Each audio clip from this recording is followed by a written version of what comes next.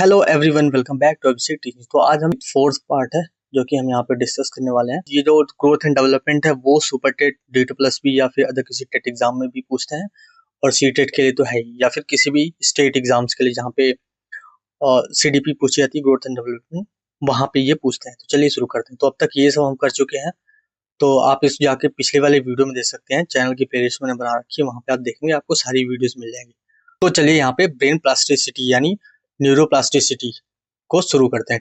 Neuroplasticity क्या होती है? मस्तिष्क लचीलापन, यानी the brain ability to change, adopt from new neural connection throughout the life in response to the external experiences, learning और compensating for injuries. ठीक है, यानी मस्तिष्क को अपने पूरे जीवन काल में बाहरी अनुभवों, अधिगम व किसी चोट की भरपाई के लिए नए न्यूरल कनेक्शंस बनाने व खुद को ढालने की क्षमता, इसी को ब्रेन प्लास्टिसिटी कहते हैं। यानी जो ब्रेन के अंदर चेंजेस होता है या लचीलापन होता है, यानी एडॉप्टेबिलिटी होती है ब्रेन को चीजों को लेकर के, किसी अनुभव या फिर कोई लर्निंग होगी या कि किसी चोट से जब भरपाई कर रहे होता है तो नए न्यूरल्स का कनेक्शन जोड़ने के लिए या खुद को ढालने के लिए जो ब्रेन की एबिलिटी होती है उस चीज को ढालने के लिए, उसी को ब्रेन प्लास्टिसिटी कहते हैं। यहाँ ठीक है, ब्रेन प्लास्टिक या न्यूरोप्लास्टिसिटी में दो पार्ट रहता है, स्ट्रक्चरल प्लास्टिसिटी और फंक्शनल प्लास्टिसिटी। ठीक है, स्ट्रक्चरल प्लास्टिसिटी क्या होती है? संरचनात्मक नमनीयता, यानी physical changes in brain structure, growth in new neurons. यानी जब हमारे यानी फिजिकल स्ट्रक्चर जब चेंज होता है, या भी जो स्ट्रक्चरल चेंजेस है इसके अंदर, जैसे मान लीजिए कभी चोट लग जाती है तो ब्रेन उस चीज को ग्रोथ करके नए न्यूरल्स को बनाता है, उसको रिकवरी करके, जिससे जो स्ट्रक्चर चेंज होते हैं ब्रेन का वो चेंज हो जाता है। ठीक है, फंक्शनल प्लास्टिसिटी क्या होती है? यानी कार्यात्मक नमनीयता, brain ability to shift functional from the damage area to undamage area. यानी जो ब्रेन की, मान लीजिए आपको लेफ्ट साइड में चोट लग गई है, तो जो ब्रेन का जो फंक्शन है लेफ्ट साइड को, उसको सिर्फ उसी पे डिपेंडेंट नहीं होता, उस फंक्शन को वो राइट साइड शिफ्ट कर देता है, ताकि जो बॉडी का फंक्शन है या ब्रेन का जो फंक्शन, न्यूरल्स का जो फंक्शन है, वो कंटिन्यू चलता रहे, वो रुके ना। इसी को ब्रेन बोलते हैं, यानी कार्यात्मक नमनीयता। ठीक है, आगे चले देखते हैं। तो ये होता है, आप देखें न्यूरोप्लास्टिसिटी होती है।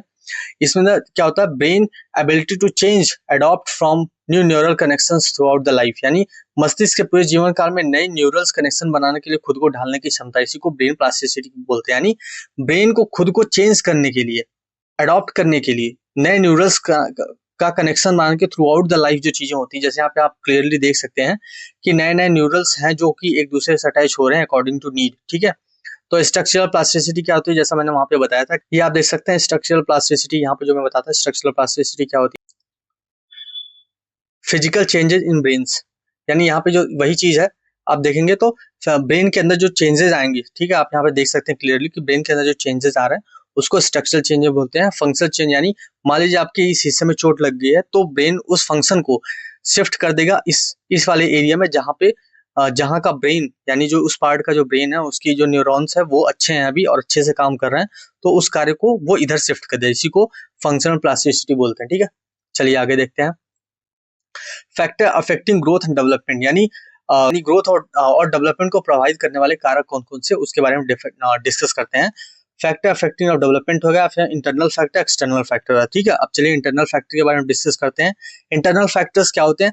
हेरिडिटी एंड जेनेटिक्स, यानी अनुवांशिकता जो होती है, यानी जो हमें डीएनए के थ्रू, ये इंटरनल फैक्टर के अंदर है। इंटेलिजेंस, इंटेलिजेंस यानी जो आपको डीएनए के थ्रू आपको ये चीजें मिली होती है, आपके माता पिता से इनहेरिटेड होती हैं। इंटेलिजेंस यानी आप ऑब्वियसली आप अपने इन्वायरमेंट से भी चीजें सीखते हैं, बट एट एक बेसिस स्ट्रक्चर जो होता है वो आपको इनहेरिटेड ही होता है, तब उसके आगे वो एक पाथ बन, वो बेसिक इंफ्रास्ट्रक्चर होता है जो कि आपको एक लेवल पे प्लस इन्वायरमेंट आपको इंटेलिजेंस को बढ़ाने में मदद मिलती है। ठीक है, इकोनॉमिक बैकग्राउंड, यानी एक अगर मान लीजिए गरीब घर का बच्चा है, उसका इंटेलिजेंस लेवल, और एक जो मिडिल क्लास है और एक जो अपर मिडिल क्लास है, या फिर जो एक हाई सोसाइटी से बिलोंग करता है, हाई इकोनॉमिक सोसाइटी से बिलोंग करने वाला बच्चा, उनका जो इंटेलिजेंस का लेवल होगा वो बहुत ही डिफरेंस होगा। इसी को बोलते हैं इंटरनल फैक्टर। एक्सटर्नल फैक्टर क्या होते हैं? बाह्य कारक, यानी सोसाइटी और कल्चर, कैसे किस सोसाइटी या कल्चर से बिलोंग करता बच्चा। जैसे अगर आप देखेंगे इंडिया का बच्चा जो होगा उसकी सोसाइटी और कल्चर बिल्कुल अलग है, और एक यूएसए का बच्चा होगा या फिर चाइना का जो बच्चा होगा उसके सोसाइटी और कल्चर बिल्कुल अलग है। इसी को सोसाइटी एंड कल्चर आती है, external factor. Nutrition and food, यानी जैसे कि बचपन से ही बच्चे को अगर अच्छा न्यूट्रिशन और फूड मिला हुआ हो तो वो उसके ग्रोथ और डेवलपमेंट पे अलग ही लेवल का प्रभाव डालेगा। ठीक है, अवेलेबल रिसोर्सेज, यानी जो संसाधन उसके आसपास है उनकी कितनी अवेलेबिलिटी है, कितने आसानी से उन चीजों को बच्चा यूज कर सकता है, उनकी चीजों उन चीजों से सीख सकता है, इसी को अवेलेबल रिसोर्सेज बोलते हैं। ये एक्सटर्नल फैक्टर के अंदर में आ जाएगा। तो हम समझ के मोटा मोटी में बताऊं तो इंटरनल फैक्टर में क्या आ जाएगा, हेरिडिटी, इंटेलिजेंस और इकोनॉमिक बैकग्राउंड, यानी बच्चा किस इकोनॉमिक बैकग्राउंड से बिलोंग करता है, ये हो जाएगा इंटरनल फैक्टर। एक्सटर्नल फैक्टर में क्या होगा, society, culture, nutrition, food, available resources. चलिए इससे रिलेटेड कुछ क्वेश्चंस कर लेते हैं जो कि सीट टेट में आए हुए एग्जाम है, ठीक, टेट एग्जाम में आए हुए हैं, ठीक है। तो Riya is a class 6 student who shows excellent language ability, speak fluent and learn new words quickly। यानी एक रिया बच्चा है जो कि लैंग्वेज एबिलिटी उसकी अच्छी है, अच्छे से बोल पाती है और नए वर्ड को सीखने में बहुत ही फास्ट है, ठीक है, बहुत तेजी से सीख लेती है। But she struggle in mathematics, लेकिन वो मैथमेटिक्स में स्ट्रगल करती है, और specially with the abstract concept like fraction, यानी उसे फ्रैक्शन समझ नहीं आता, यानी ठीक है। Her parents are worried and compare with her elder brothers, यानी उसके जो माता पिता हैं वो उनके जो एल्डर ब्रदर उससे कंपेयर करते हैं। Her teacher however says that every child development at their own paces, identify the correct statement. यानी हमें ये 4 ऑप्शन दे रखा है, इनमें से हम अब इसमें भी आप देखेंगे ऑप्शन में तो 2 ऑप्शन यहाँ पे सही होंगे, तो उस हिसाब से हमें अकॉर्डिंगली चूज करना पड़ेगा, ठीक है। Development is uniform for all area of children, नहीं ये तो पहले ही गलत हो गया, बिकॉज यहाँ पे टीचर खुद ही बोल रही है कि every child develop at their own pace, तो ये तो गलत हो गया। Growth and development are continuous process, बिल्कुल सही बात है, जो कि ग्रोथ और डेवलपमेंट है वो कंटिन्यूअस प्रोसेस है, धीरे धीरे बच्चा सीखता है अपने पेस पे, ओन पेस पे, ठीक है, जैसे यहाँ के बता रखा है टीचर ने।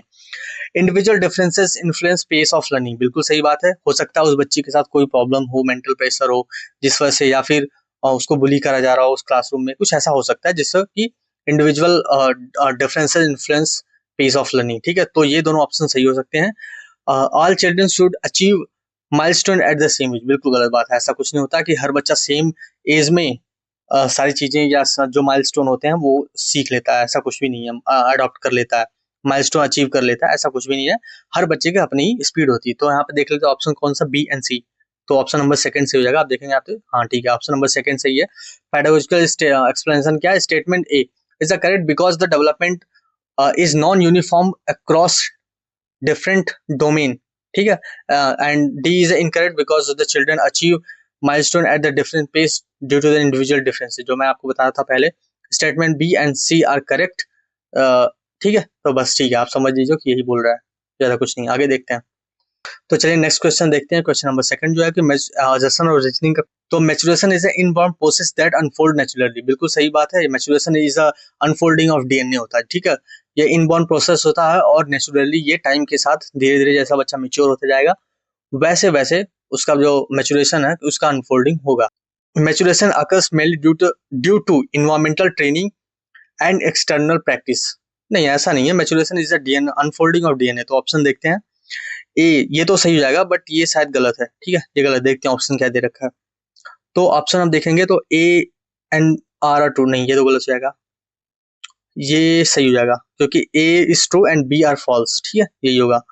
करेक्ट एक्सप्लेनेशन नहीं है, यही चीज है यहाँ पे देखो, क्योंकि यहाँ पे क्या है, maturation is the unfolding of DNA, पर यहाँ पे दे रखा है मेनली ड्यू टू, तो ये वाला ऑप्शन इसका जो एग्जैक्ट एक्सप्लेनेशन नहीं है, इसलिए ये गलत हो जाएगा और ये सही होगा। तो ऑप्शन नंबर जो सी होगा वो सही होगा। चलिए देखते हैं, हाँ ठीक है, ऑप्शन नंबर सी सही है, ठीक है। Maturation is a biological and genetical program, जैसे मैं बोल रहा हूँ unfolding of DNA is it's does not occur due to the environmental training or external practice which is learning, ठीक है।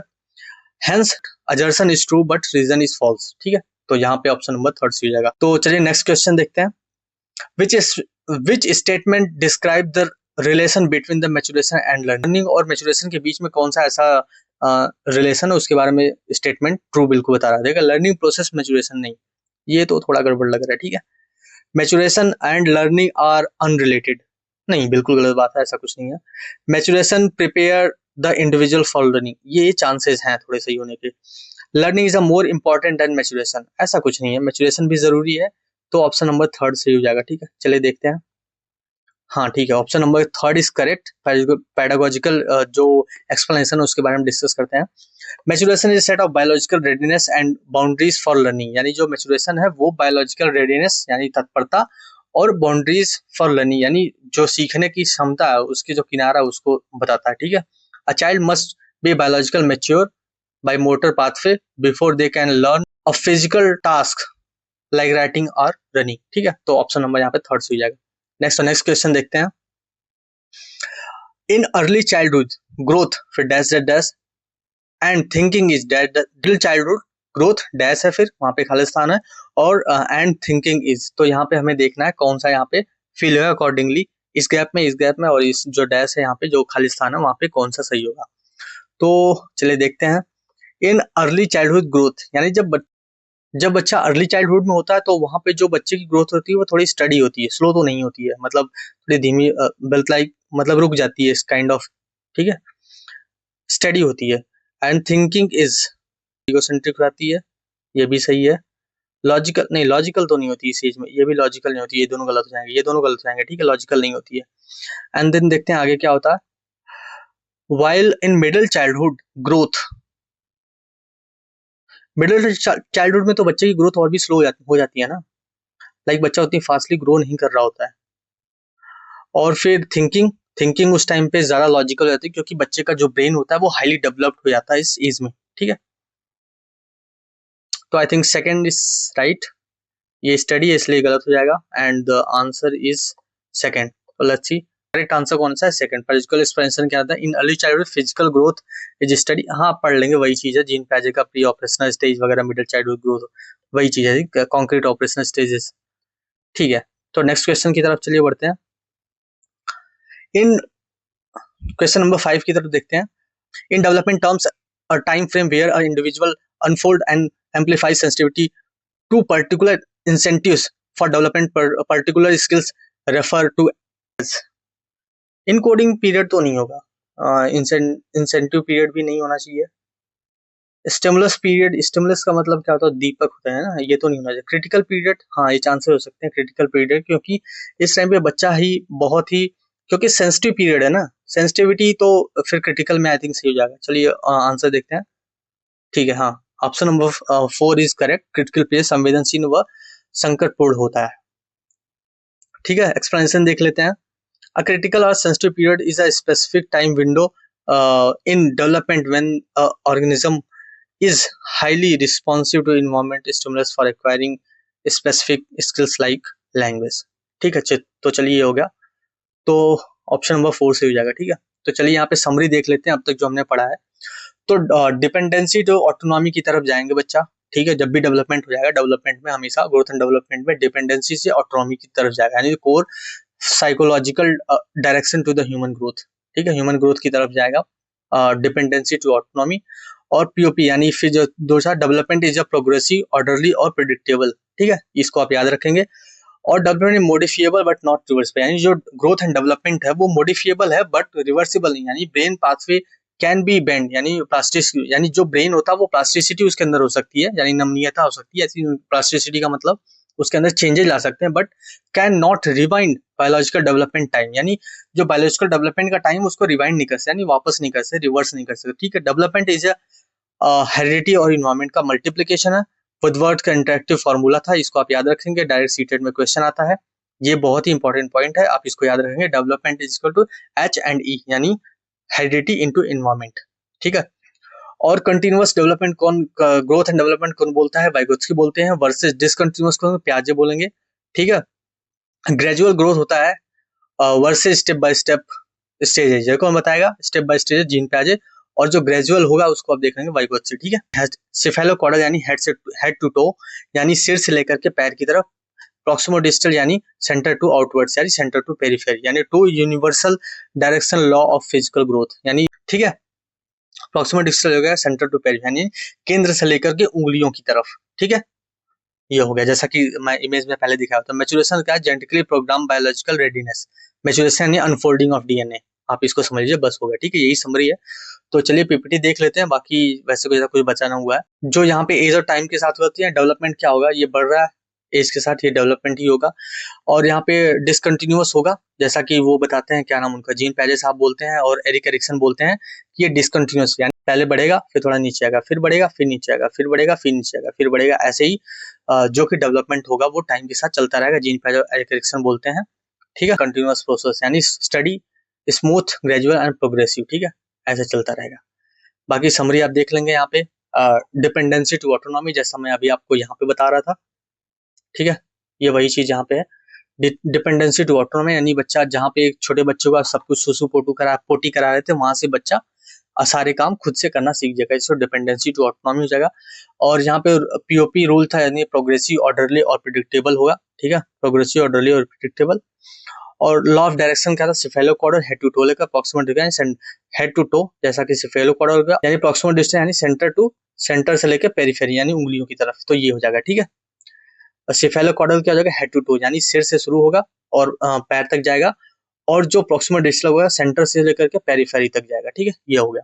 और डेवलपमेंट वही है, हेरिडिटी इनटू एनवायरनमेंट, मॉडिफिएबल है बट रिवर्सिबल नहीं है। ठीक है, इस चीज को आप याद रखेंगे। ठीक है, यहाँ पे देखिए हेरिडिटी और इन्वायरमेंट का गुणनफल जो कि है डेवलपमेंट। ठीक है, मॉडिफिएबल है बट रिवर्सिबल नहीं है। तो चलिए ठीक है, तो गाइज ये हुई खत्म।